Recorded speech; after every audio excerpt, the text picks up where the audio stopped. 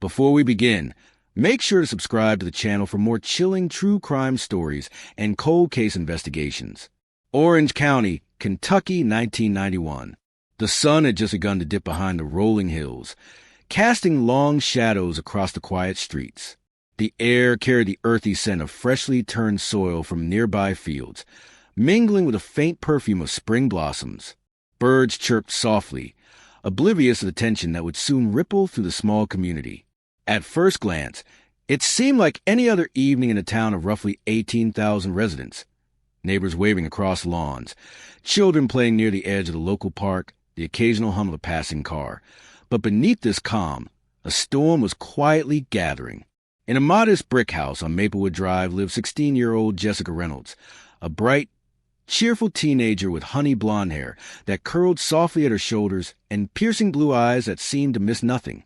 Jessica was known for her artistic talent, often sketching intricate landscapes and portraits in her notebook, leaving them on her desk for her family to admire.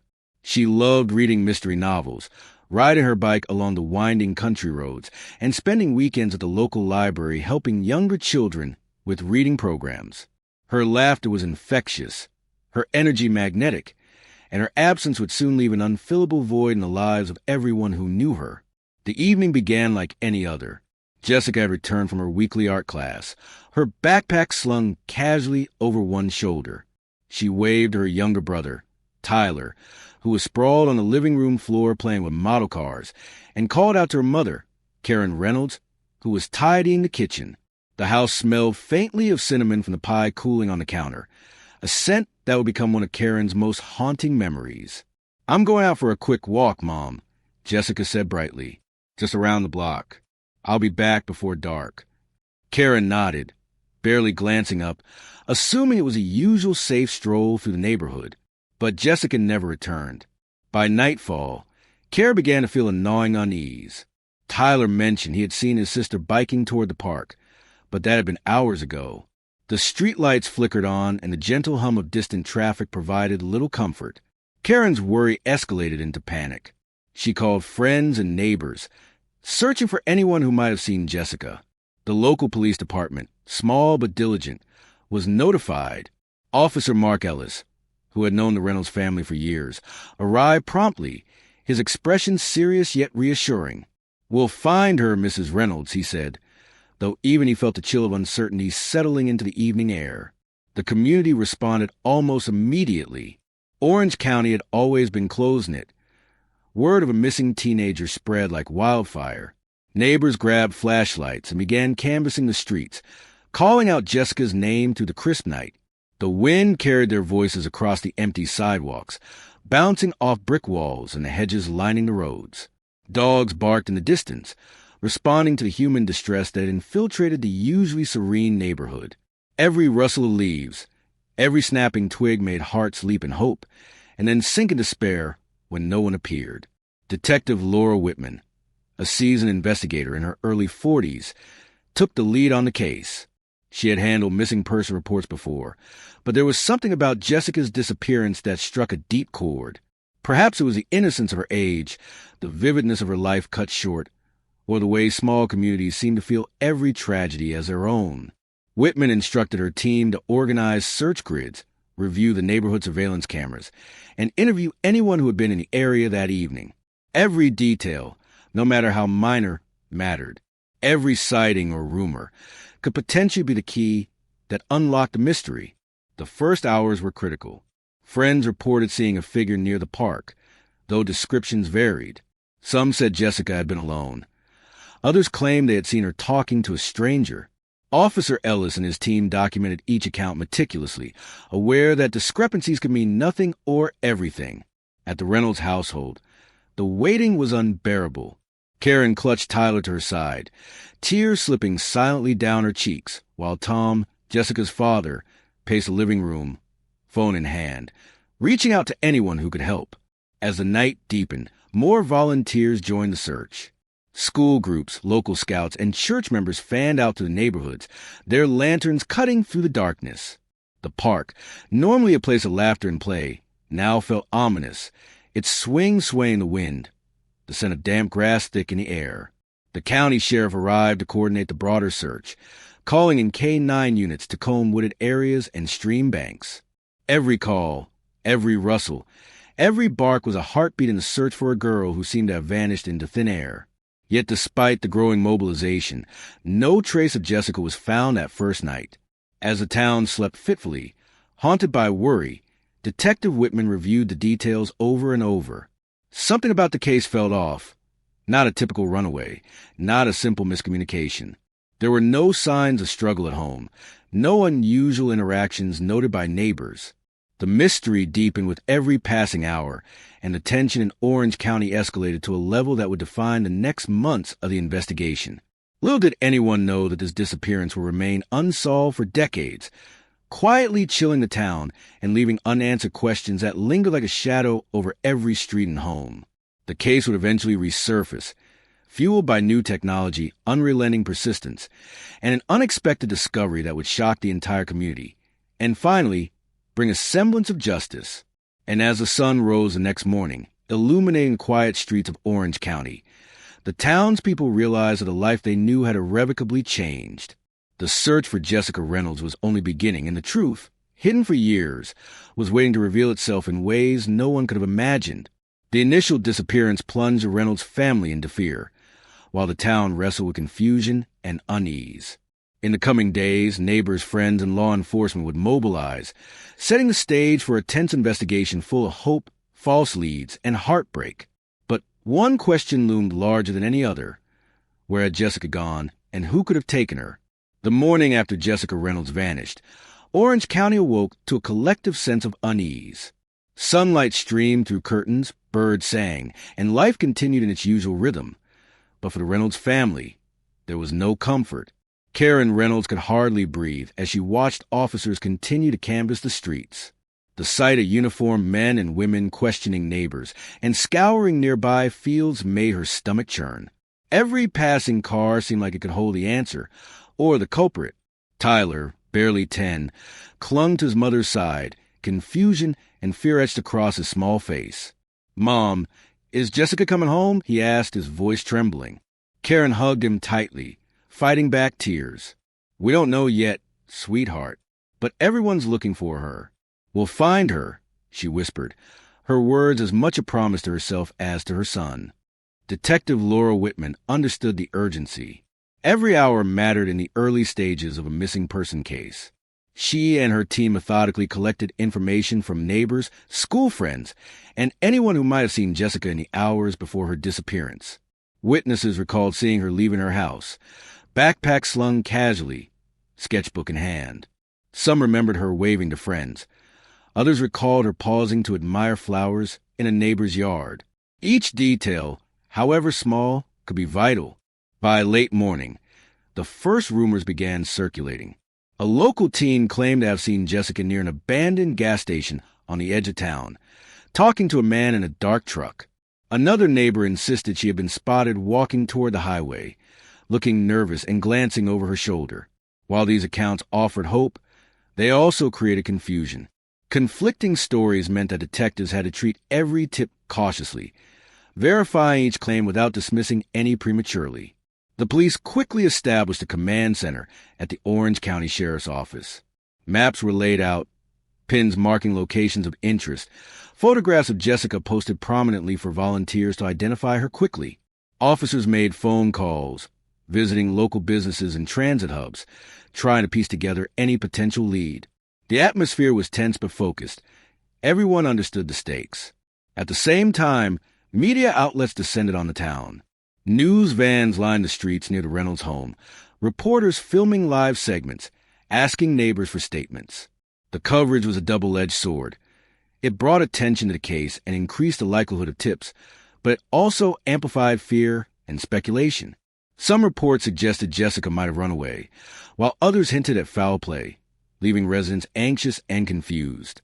The school Jessica attended, Orange County High, reacted quickly.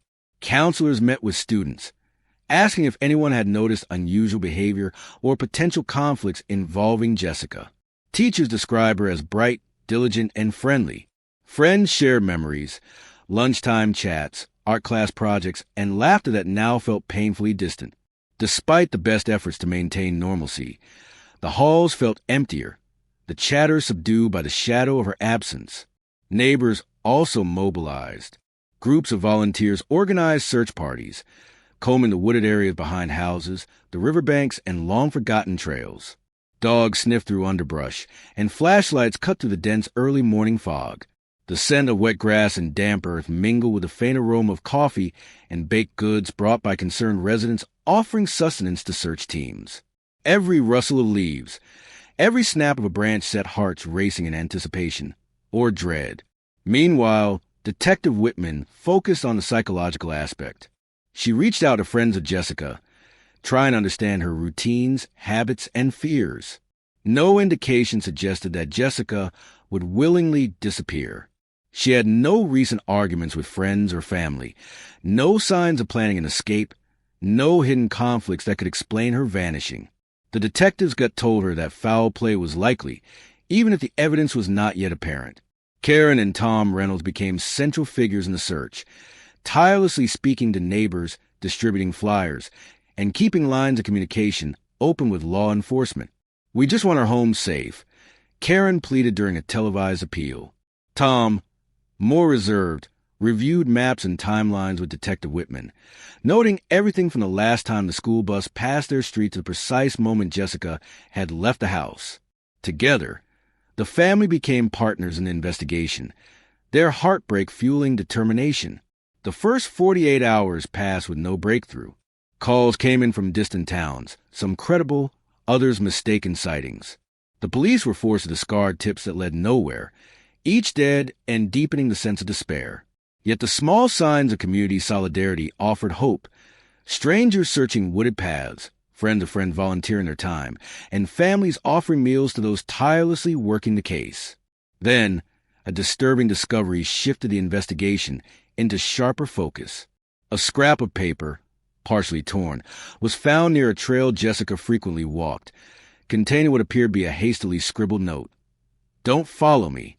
While handwriting analysis would later confirm it might not have been written by Jessica herself, the note intensified fears that she had been intercepted by someone who intended to prevent her return. This chilling clue transformed a confusing disappearance into a tangible mystery, and set the stage for what would become one of Orange County's most notorious cold cases. As the investigation unfolded, the Reynolds family faced escalating fear and uncertainty, while the town's tight-knit community wrestled with the possibility that someone dangerous had been lurking among them. Every tip, every lead, and every passing hour became a desperate race against time, but the truth remained frustratingly out of reach. As days turned into weeks, the Reynolds family began to feel the weight of an entire town's collective anxiety pressing down upon them. Orange County, normally quiet and unassuming, was transformed into a community gripped by fear, concern, and relentless speculation. Karen Reynolds spent her mornings in the small kitchen, sipping lukewarm coffee as she reviewed any new tips that came in overnight. Flyers detailing Jessica's description: honey blonde hair, piercing blue eyes, 5 feet 4 inches tall, lined the walls, each pinned with careful precision. Her husband, Tom, focused on logistics, coordinating volunteer search groups and liaising with law enforcement, yet neither could shake the gnawing fear that each passing hour without a lead brought. Neighbors played a vital role in the effort. Residents formed patrol groups, taking turns walking the streets in shifts, keeping a watchful eye for anyone matching suspicious descriptions. Cars with flashing lights, borrowed from volunteers or outfitted with makeshift beacons, crisscrossed the neighborhoods. The hum of engines and distant barking dogs became a soundtrack for sleepless nights. Some volunteers carried radios, communicating across blocks in the hope of quickly spotting anything out of the ordinary. Every shadow, every figure in the distance, every rustle of leaves sparked hope and anxiety in equal measure. At school, the absence of Jessica was acutely felt. Classmates whispered in hushed tones about what might have happened. Teachers struggled to maintain routine lessons, often addressing the topic with subtle empathy. Counselors worked overtime, speaking with students individually and in groups, trying to prevent panic from escalating while also gathering information. Friends shared memories, recounting the last moments they had spent with Jessica, laughter in the cafeteria, a shared sketchbook page, a friendly wave at the school gate. Each anecdote was tinged with heartbreak, a reminder that a young life had been abruptly disrupted. Local media coverage intensified. News vans lined the streets near the Reynolds residence, reporters offering live updates, interviews, and speculation. Headlines screamed phrases like Orange County teen missing and community searches for Jessica Reynolds. While media attention brought critical awareness, it also added pressure. Calls poured into the police station, some with credible tips, others with misleading or false claims. Each required careful verification, drawing resources and time away from the physical searches. Religious and civic groups also rallied. Churches held candlelight vigils and prayer gatherings, offering solace to a family and community overwhelmed by fear. Members of scout troops, youth organizations, and local sports teams joined search parties, combing wooded areas, riverbanks, and even abandoned buildings. Children carried flashlights alongside adults, their small faces reflecting the mix of fear and determination. Every volunteer became a symbol of the community's refusal to give up. Karen Reynolds began to experience the emotional toll in ways that often went unnoticed. Sleepless nights, constant worry, an unshakable sense of dread weighed heavily. She kept a small journal, documenting each new lead, tip, or sighting, often scribbling frantic notes late into the night. Her entries revealed not only fear but also hope. A belief that somewhere, somehow, Jessica was alive and that this nightmare could still be resolved.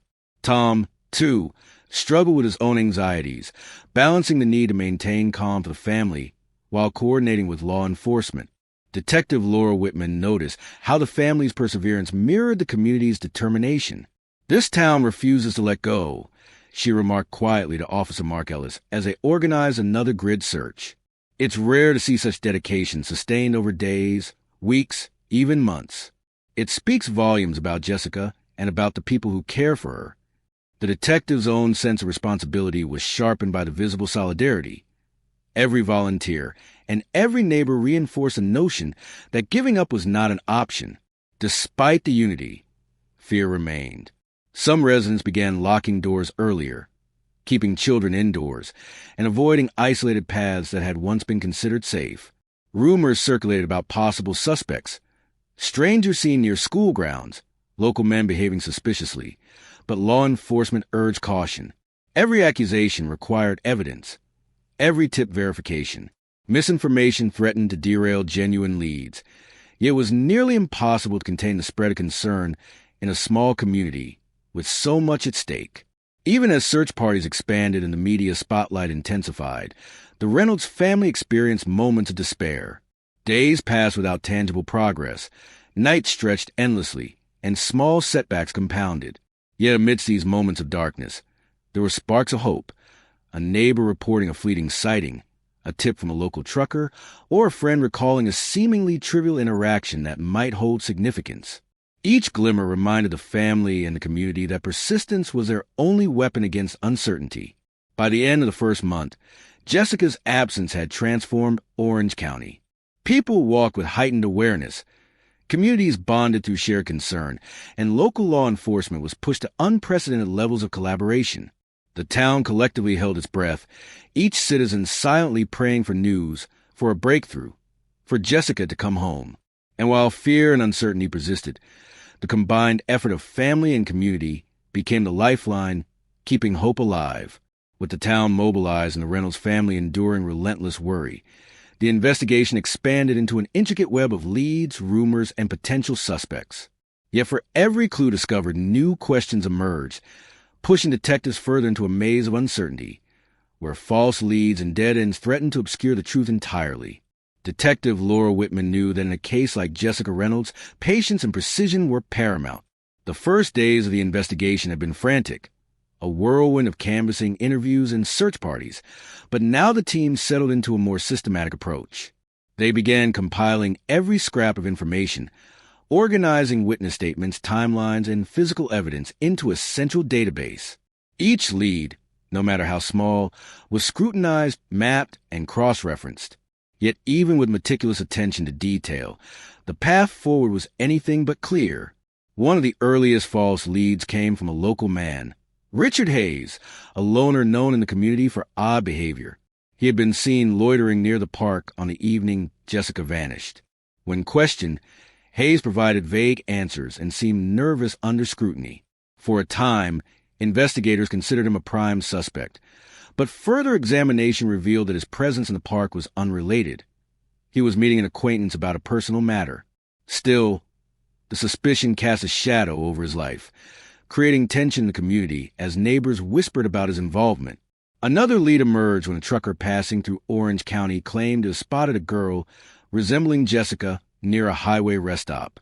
Officers followed up immediately, visiting the location, interviewing staff, and reviewing traffic patterns.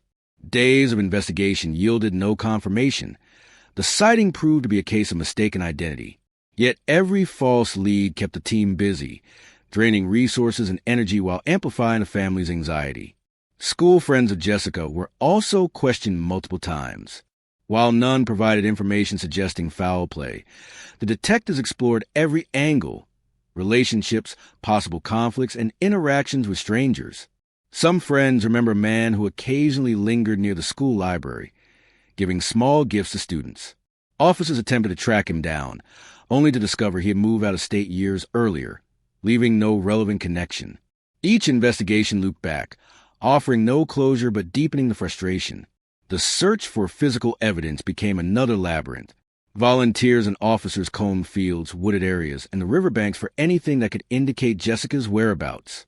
Occasionally, they discovered items: a discarded shoe, a torn piece of fabric, but forensic examination revealed they were unrelated to the case. The Reynolds family clung to hope with each discovery, only to face crushing disappointment when leads went cold. Karen Reynolds would later describe these moments as a cruel mix of hope and despair, where every tiny sign felt like a chance, then vanished. Law enforcement also explored potential family or acquaintance involvement, as investigators often must in missing person cases. Interviews with extended family, neighbors, and community members revealed nothing overtly suspicious. Jessica was well-liked, disciplined, and had no history of conflict or behavioral issues that might suggest a planned disappearance. This narrowed the field of possible explanations, but also intensified the unease. If she had not run away and no one close to her had a motive, the question of who could have taken her and why remained maddeningly unanswered. The media continued to play a role, for better or worse. Coverage encouraged tips from the public, but also spread rumors that sometimes led investigators down dead ends. Reports surfaced claiming Jessica had been seen in nearby counties, sightings that could not be verified. Each report triggered new searches and interviews, consuming hours of manpower. While frustrating, these efforts were necessary. Law enforcement could not afford to ignore any potential lead, even those that later proved false. Detective Whitman also consulted with behavioral analysts and profilers to construct a psychological profile of a possible abductor. They considered factors such as familiarity with the town, knowledge of Jessica's routines, and prior criminal behavior. Analysts suggested the person responsible might have observed her for days or weeks, waiting for an opportune moment to strike. This hypothesis directed searches to areas she frequented: the park, the library, the river trail, and even local stores she visited after school. Each location was scoured thoroughly, but weeks turned into months with no tangible results. Technology at the time posed additional challenges. In 1991, DNA profiling was in its infancy, and databases were limited. Surveillance footage was scarce, and most residents relied on personal memory rather than cameras. Detectives relied heavily on witness recollection, sketches, and physical searches, tools that, while critical, left many gaps in the investigation. It was a painstaking process, made even more difficult by the limitations of the era. Despite these setbacks, the investigation pushed forward. Community involvement remained strong, with residents volunteering for patrols and search parties, attending town meetings, and maintaining a visible presence in the streets. Their vigilance was crucial. Every tip, no matter how seemingly insignificant, was logged, followed up, and analyzed. It was a grueling, sometimes disheartening routine, but reflected a town unwilling to accept uncertainty or inaction. Yet the longer the trail remained cold, the more the fear and tension mounted. For Karen and Tom Reynolds, Every unanswered question was a knife twisting in the heart. They endured countless nights of sleepless worry, imagining the worst while desperately hoping for the best. Friends and family tried to offer comfort, but no words could bridge the gap between uncertainty and truth. By the end of the first year, the case was officially categorized as a cold case, though Whitman and her team continued to pursue every possible lead. The sense of stagnation weighed heavily on the community. Residents spoke in hushed tones, recalling Jessica's disappearance at block parties, school events, and church gatherings. Her absence became a silent presence, shaping daily life and reminding everyone that something sinister had occurred under their very noses. Years passed, and technology slowly advanced, offering new possibilities that had been unavailable in 1991. Evidence that had once gone unanalyzed was revisited, and cold case specialists began to reopen files with fresh eyes. Could these new developments finally break the trail that had gone cold for decades? The answers lay hidden, waiting to emerge, and the next breakthrough would shock Orange County to its core. Years passed in Orange County, and life moved on in ways both subtle and profound. Children grew older, families shifted routines, and the town settled into a rhythm that tried to mask the lingering shadow of Jessica Reynolds' disappearance. But for Detective Laura Whitman and the Reynolds family, the case never truly went away.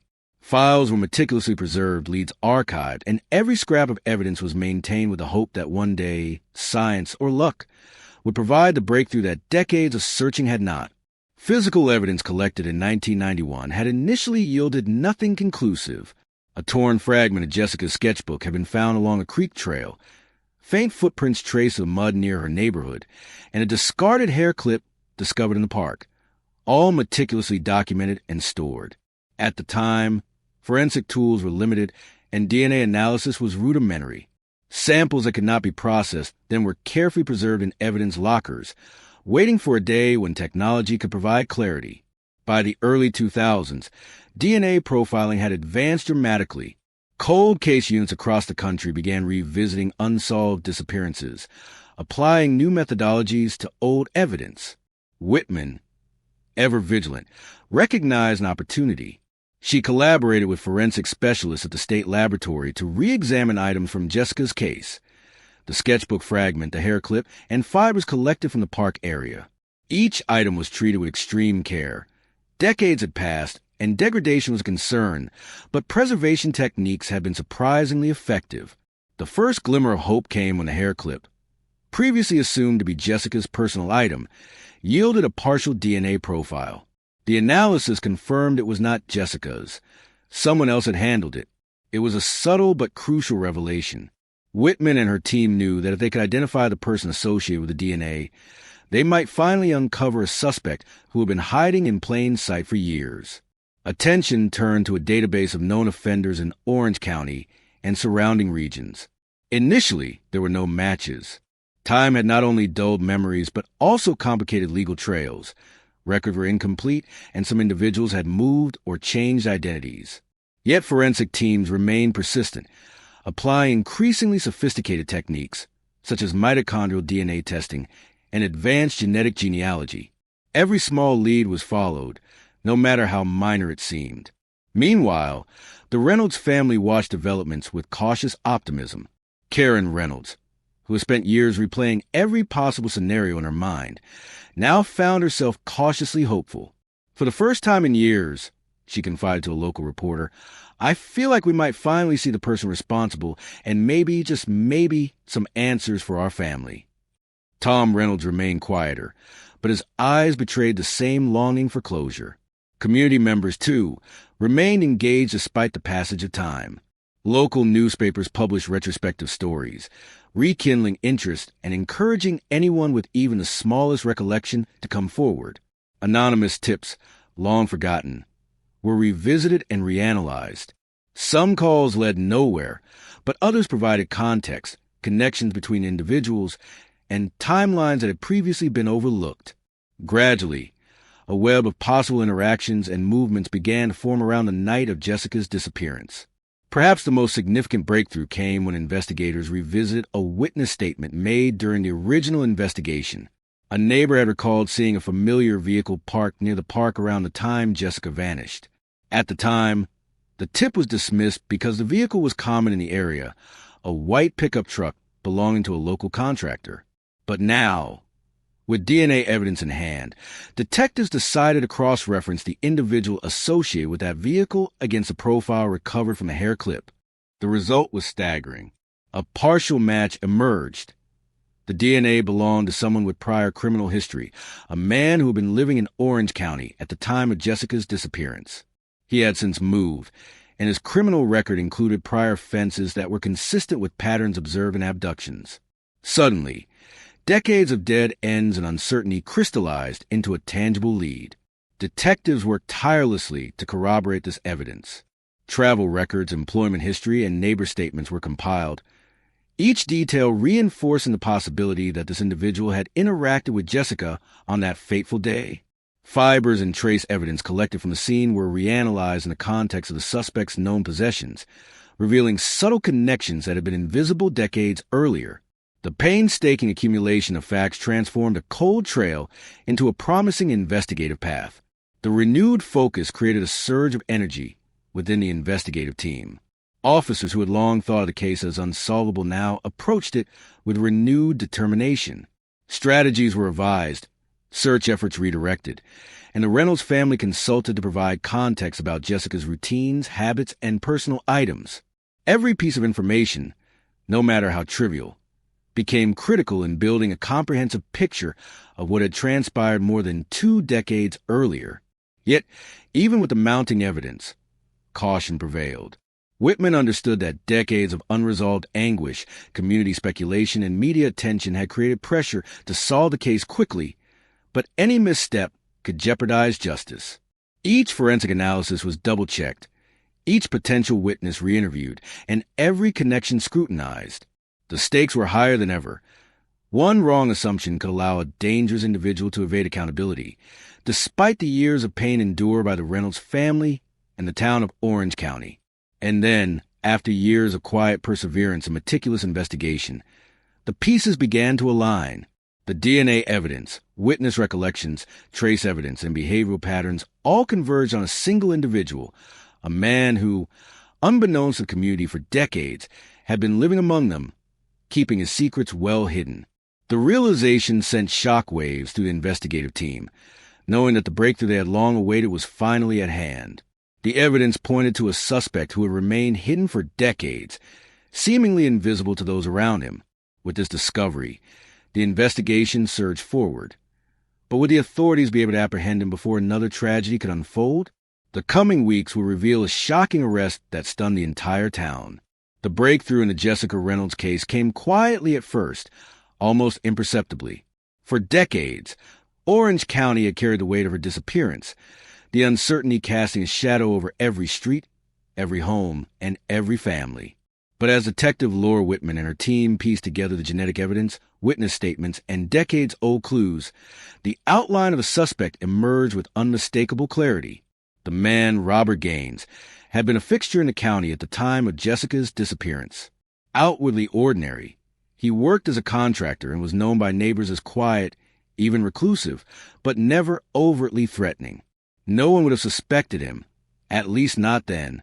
DNA collected from a hair clip and other trace evidence matched Gaines' profile, and investigators began quietly building their case.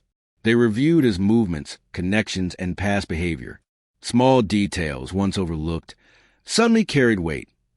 A report of a man lingering near the park, a fleeting sighting near the neighborhood streets, a vehicle consistent with witness accounts.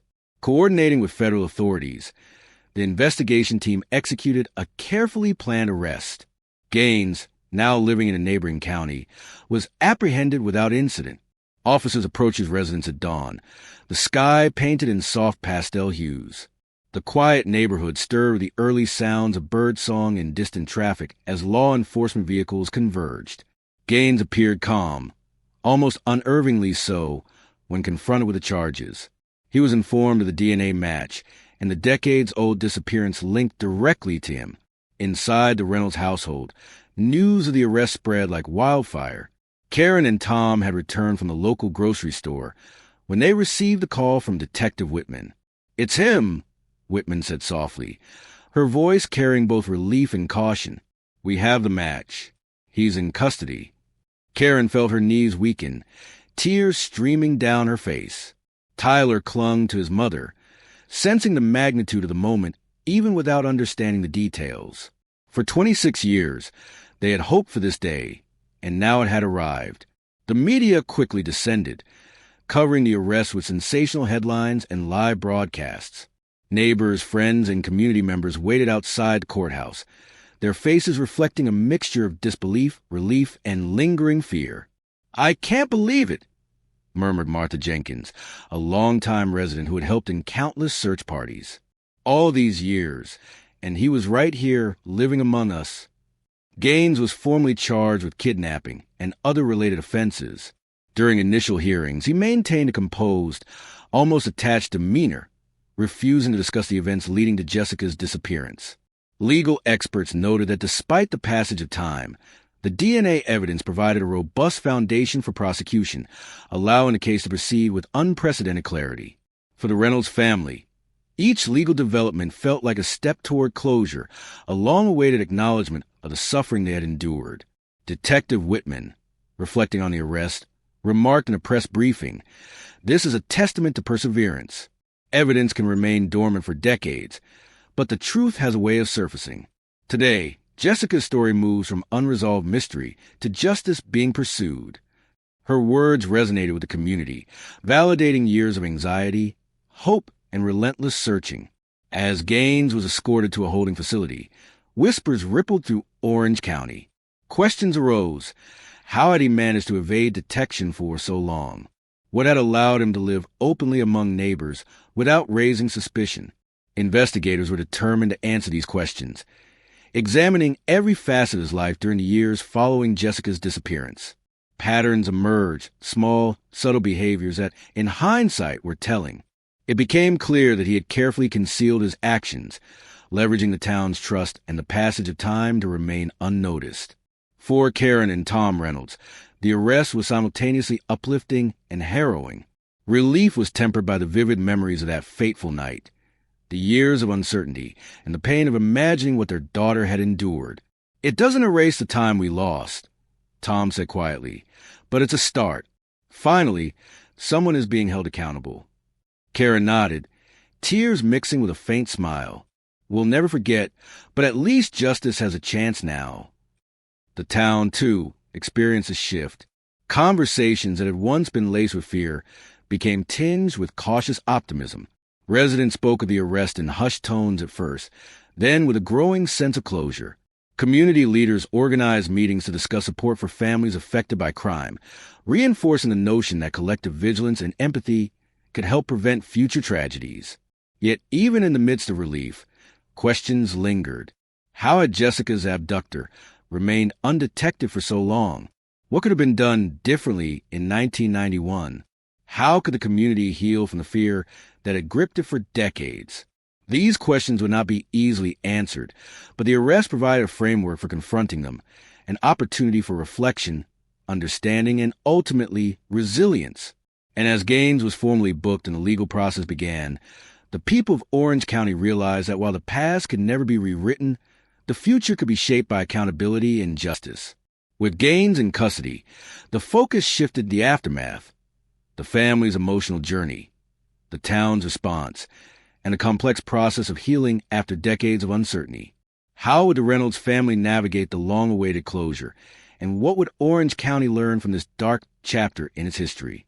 The arrest of Robert Gaines marked the end of a decades-long nightmare. But for the Reynolds family, the journey toward healing had only just begun.